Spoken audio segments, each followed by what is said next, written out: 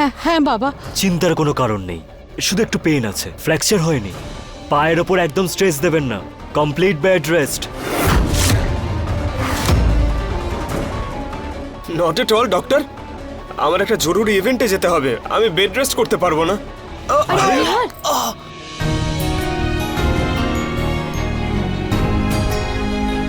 কি করছেন নিহার বাবু?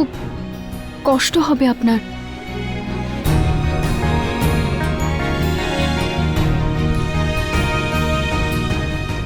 এই প্রথমবার আমি বাবার হেল্প করার সুযোগ পেয়েছিলাম, নিজেকে প্রুভ করার সুযোগ পেয়েছিলাম, কিন্তু সব গন্ডগোল হয়ে গেল।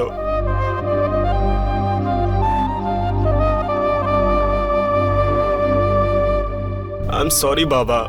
আরে এতে সরি বলার কোনো দরকার নেই বাবা। তুই যে ভেবেছিস এটাই আমার কাছে যথেষ্ট। মুম্বাই এক্সপো তো প্রত্যেক বছর হয়, পরের বছর চলে যাবি। তুই বরং আঘাতটাকে খেয়াল কর। আর হ্যাঁ, এইসব ইন্টারনাল ইনজুরিতে ইনফেকশন হওয়ার ভয় থাকে, কিন্তু সেই জন্য আমি একটা অ্যান্টিবায়োটিক ইনজেকশন দিয়ে দিচ্ছি। ইনজেকশন?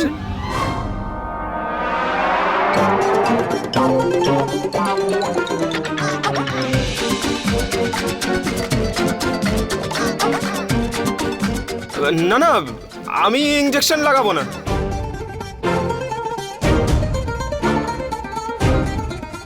আপনি ইনজেকশনে ভয় পান? এতে হাসার কি হলো? তুমি জানো কত বড় ছুঁচ থাকে? আমি ওসব ছুঁচ টুচ লাগাবো না। অ্যাকচুয়ালি ডাক্তারবাবু ছোটবেলা থেকে ইনজেকশনকে খুব ভয় পায়। ও ইনজেকশনের নাম শুনলেই চিল্লিয়ে বাড়ি বাদ করে, ইনজেকশন দেখতে পেলেই চেঁচাতে শুরু করে। যদি ইনজেকশন না দিই তাহলে ইনফেকশন হয়ে যেতে পারে। আচ্ছা ডাক্তারবাবু, এই ইনজেকশনটার বদলে কোনো ট্যাবলেট বা মলম দেওয়া যাবে না? হ্যাঁ ডক্টর, আমি ট্যাবলেট খেয়ে নেব, কিন্তু ইনজেকশন নো চান্স। আপনি একটু বোঝার চেষ্টা করুন, ইনজেকশনটা খুব দরকার। কিন্তু আমার প্রাণের থেকে বেশি জরুরি নয়। মানে এখন তো শুধু মুচকে গেছে, ইনজেকশন লাগালে তো আমি মারাই যাব।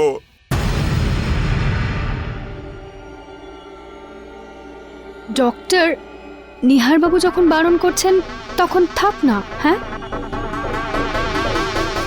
নিহার বাবু, আমি আপনাকে কমফোর্টেবল জামা কাপড় দিয়ে দিচ্ছি, আপনার ভালো লাগবে। হ্যাঁ আরে এক মিনিট। আরে কি করছো? আমি বলেছিলাম না আমার পার্সোনাল জিনিসে হাত দিও না। রিল্যাক্স নিহার বাবু, আমি শুধু জামা কাপড় বের করছি।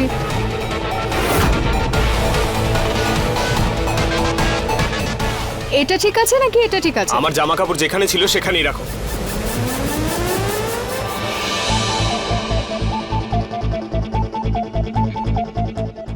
এটা দেখো, ছাড়ো ওগুলো, ভেতরে রাখো। রাখো না। দেখো দেখো, আমি কিন্তু ওয়ার্ন করছি তোমাকে। এক মিনিট।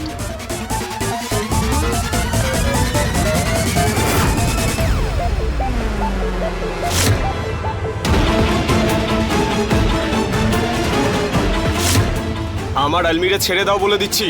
কেন আমার পার্সোনাল জিনিস ঘাটাঘাটি করছো?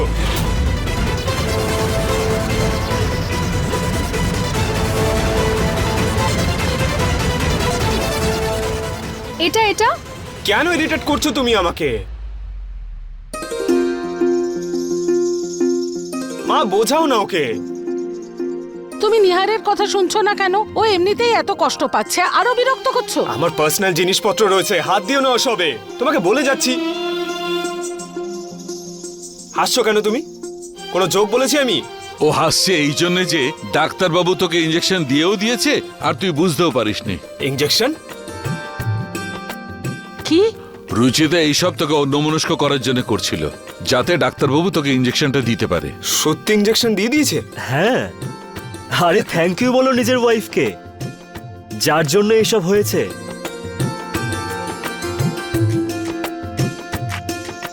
এখানে কিছু ওষুধ লেখা আছে, সময় মতো কিন্তু দিয়ে দেবেন।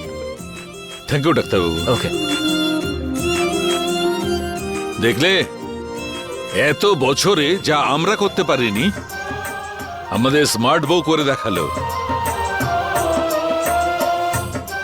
সেটা তো ঠিক, কিন্তু বাবা আমি এখনো পর্যন্ত এটা বুঝতে পারলাম না যে এই সিঁড়িতে তেল কি করে আসলো।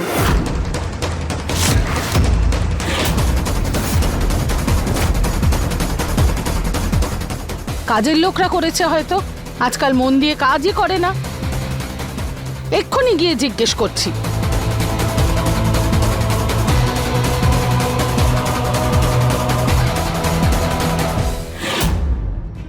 আমাদের প্ল্যান তো আমাদেরই বিপদ ডেকে আনলো। আমি নাতিকে খুশি দিতে চেয়েছিলাম, এখন ওকে কষ্ট দিয়ে বসলাম। রুচিতাকে আমরা নরেশের চোখে যত নিচে নামাতে চাইছি তত ওর চোখে উপরে উঠছে। মা, এক একটা প্ল্যান ফেল হলে আমরা হতাশ হতে পারি না।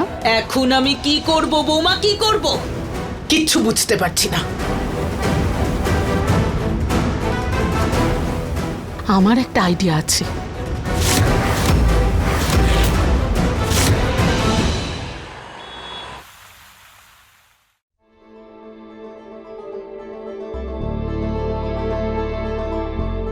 আমি ডক্টরকে জিজ্ঞেস করে আপনার জন্য এই ওষুধটা বানিয়েছি, আমি লাগিয়ে দিই, আপনার ভালো লাগবে। হ্যাঁ, এসব আজে বাজে জিনিসপত্র লাগাবো না, আমি একদম ঠিক আছি।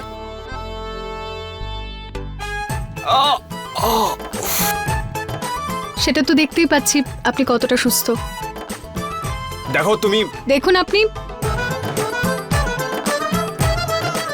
আমি লাগাবো না। লাগাতে হবে।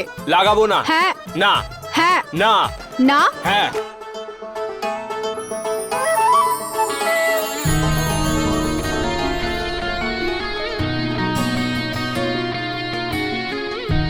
ছাড়ো না। ব্যাস এক সেকেন্ড। কি করছোটা কি? আরে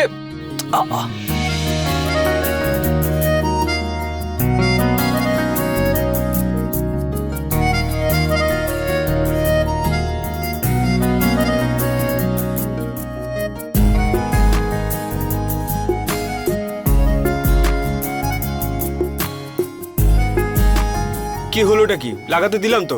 আপনার জায়গায় আমার পড়ার কথা ছিল, তখন আপনার ডাকায় আমি না থামলে আপনি ইনজিওর্ড হতেন না। প্লিজ, এতে তোমার কোনো ভুল নেই।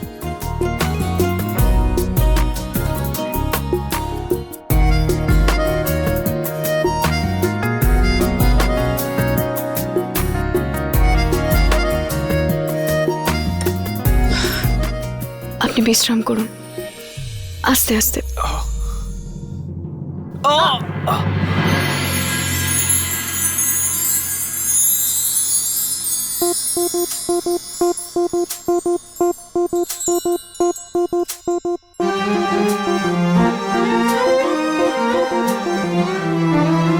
ढेर सारा प्यार हो, हर दिन एक त्योहार हो, जिंदगी की धूप में खुशियों की बहार हो, नए रिश्तों का सफर, लंबी लंबी सी डगर, थाम लो जो हाथ ये, साथ होंगे उम्र भर, साथ होंगे उम्र भर।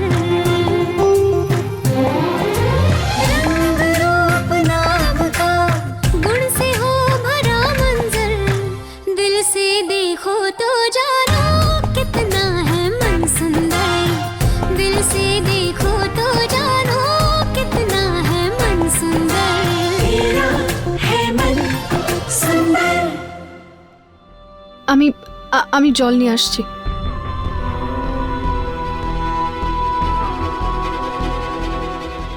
আমার এবার কি দরকার ছিল এই মেয়েটার হাত ধরার?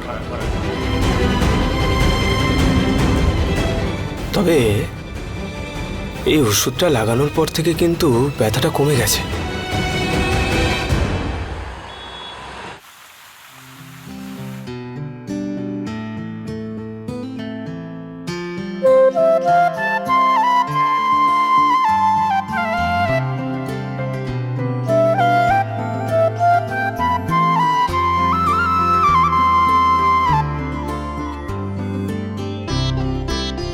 ভালো থেকো মা।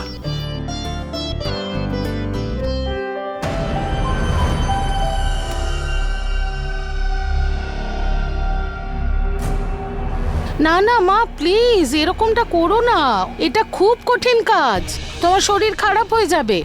আমার পরিবারের ভালোর জন্য আমি যদি অসুস্থও হই তাতেও আমি রাজি, কিন্তু এই বাড়িতে আর দুর্ঘটনা আমি ঘটতে দেব না, সহ্য করতে পারছি না। কি হলো মা, কি হলো পুনম, তোমরা কি কথা বলছো? এবার তুমি বোঝাও মাকে, আমার কথা তো শুনছেনই না, উনি মানত করেছেন। যে বাড়ির উঠোনের মাটি দিয়ে ঠাকুরের মন্দির বানাবেন,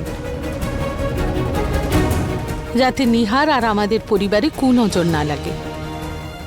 এবার তুমিই বলো, এই বয়সে এত কড়া রোদের মধ্যে আগে মাটি খোঁড়া, তারপর সেই মাটি দিয়ে মন্দির বানানো, এত পরিশ্রমের কাজ, শরীর তো খারাপ হয়ে যাবে। কিন্তু মা তো শুনছেনই না। কি করছো মা? এই বয়সে এরকম মানত কেউ করে? এইসব করতে গিয়ে যদি তোমার কিছু হয়ে যায় তখন? হয়ে গেলে হোক, কিন্তু এটা পরিবারের ভালোর জন্য, তাই আমি করবই এটা, ব্যাস। মা, তোমার শরীর খারাপ হবে সেটা ভাবো। দিদা, আপনি খারাপ না মনে করলে আমি একটা কথা জিজ্ঞেস করি? বলো। এই মানতটা কি আপনাকেই পূরণ করতে হবে নাকি অন্য কেউও করতে পারে? মানত তো যে কেউ পূর্ণ করতে পারে, কিন্তু এত কঠিন মানত পূরণ কে করবে? আমি করব আপনার মানত পূর্ণ।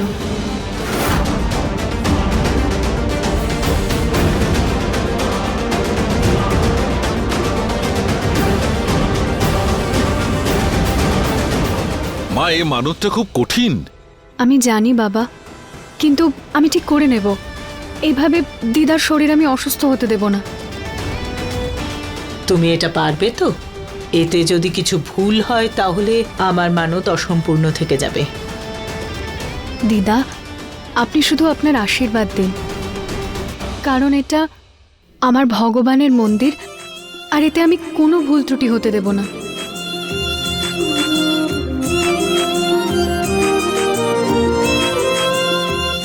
সুখে থাকো।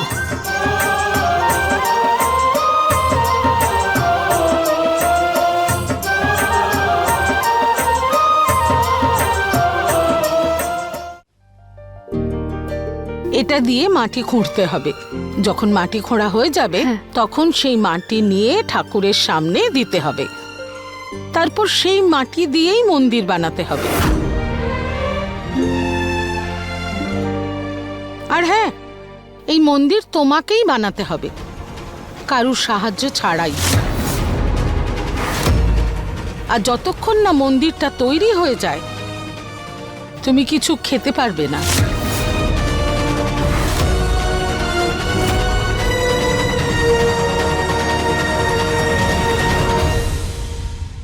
বাবা, জানি না রুচিতা এতগুলো কাজ কি করে করবে। মনে যখন সঠিক শ্রদ্ধা আসে মানুষ সবকিছু করতে পারে। আমার সম্পূর্ণ বিশ্বাস ও ঠিক করতে পারবে। চলো চলো, ততক্ষণে আমরা পুজোর আয়োজন করি। হ্যাঁ মা।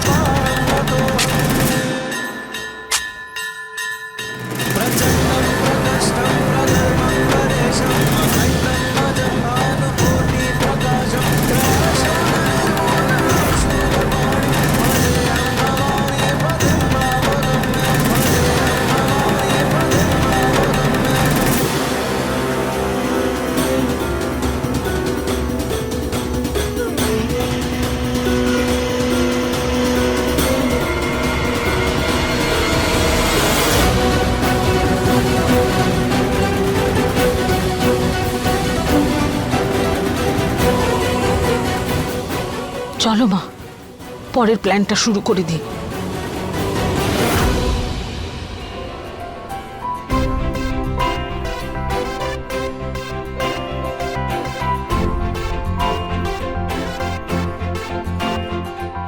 হে ভগবান, আমাকে শক্তি দিন যেন আমি দিদার মানতটা পূর্ণ করতে পারি।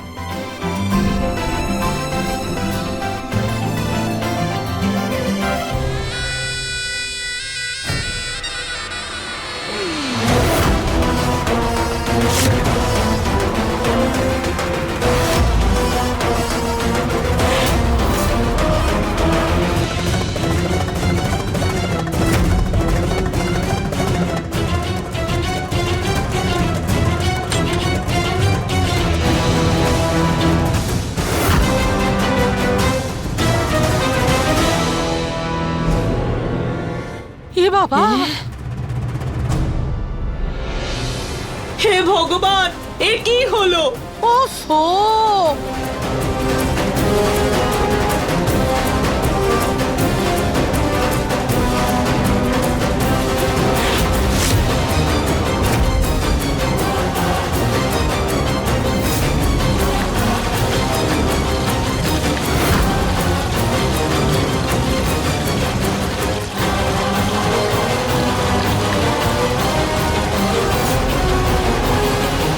মনে হচ্ছে মালি জল ঢেলে দিয়েছে।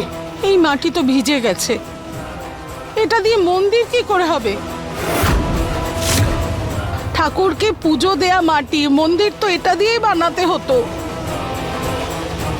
মাটি খোঁড়ার আর সময়ও নেই, মনে হচ্ছে আমার মানত পূরণ হবে না।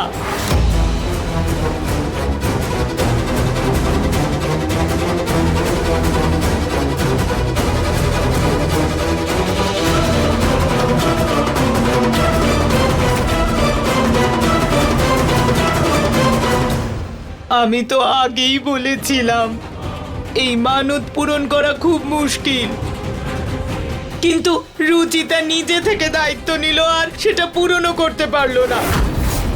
সংসার সামলানো, অসুস্থের সেবা করা খুব সহজ, কিন্তু এই কঠিন মানত পূরণ করা সহজ নয়। মা না নিহারের জন্য, আমাদের পরিবারের জন্য এই মানত করেছিলেন। রুচিতা এটা অসমাপ্ত রেখে দিল, অনেক বড় অমঙ্গল হলো গো।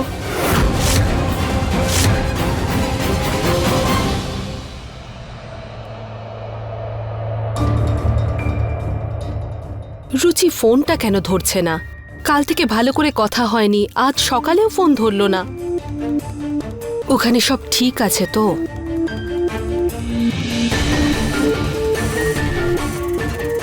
হে ঈশ্বর, দয়া করুন, আমার মেয়েটার খেয়াল রাখবেন।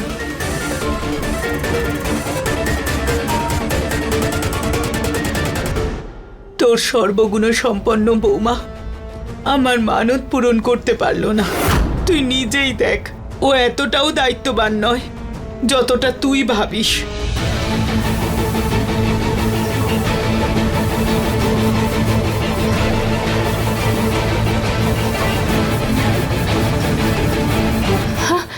মা, ঠাকুমা, রুচিতা এসে গেছে।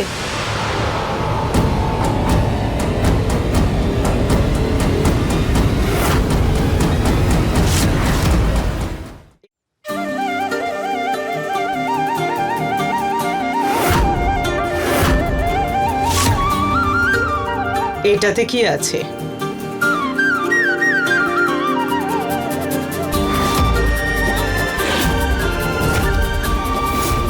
আমি ছোটবেলায় না ঠাম্মার সাথে মাটির বাসন বানাতাম, আর যখন মাটি ভিজে যেত তখন তাতে আমরা ঘুঁটে মিশিয়ে দিতাম। আর ঠাম্মা বলেন যে গরুর গোবর দিয়ে বানানো ঘুঁটে খুব শুভ হয়। আর এটা স্টোর রুমেই রাখা ছিল দেখলাম, তাই আমি নিয়ে এলাম। আর আনার সময় আমি এটা ভগবানের চরণে ছুঁয়ে তার আশীর্বাদও নিয়ে নিয়েছি মা। আর এই ঘুঁটেটা মাটিতে মিশিয়ে দিলে মাটিটা তাড়াতাড়ি শুকিয়ে যাবে আর মন্দিরটা খুব ভালো তৈরি হবে।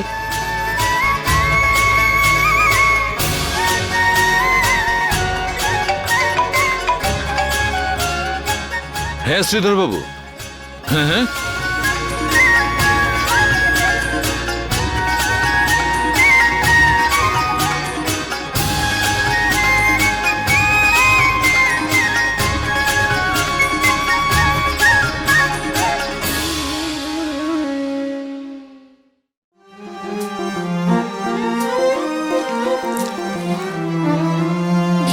ढेर सारा प्यार हो, हर दिन एक त्योहार हो, जिंदगी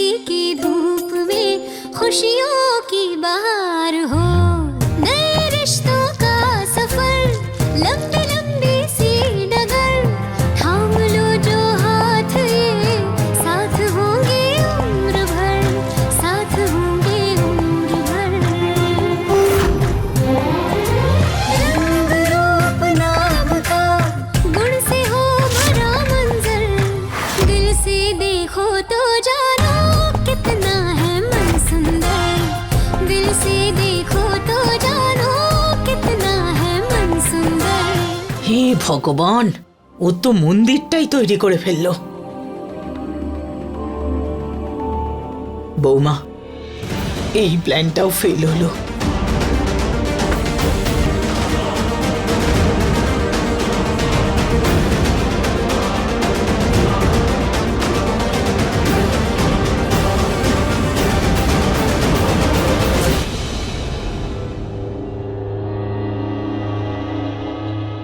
মা, বাবা,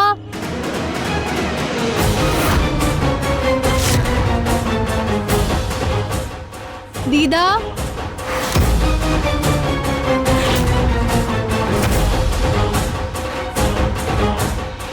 বাবা,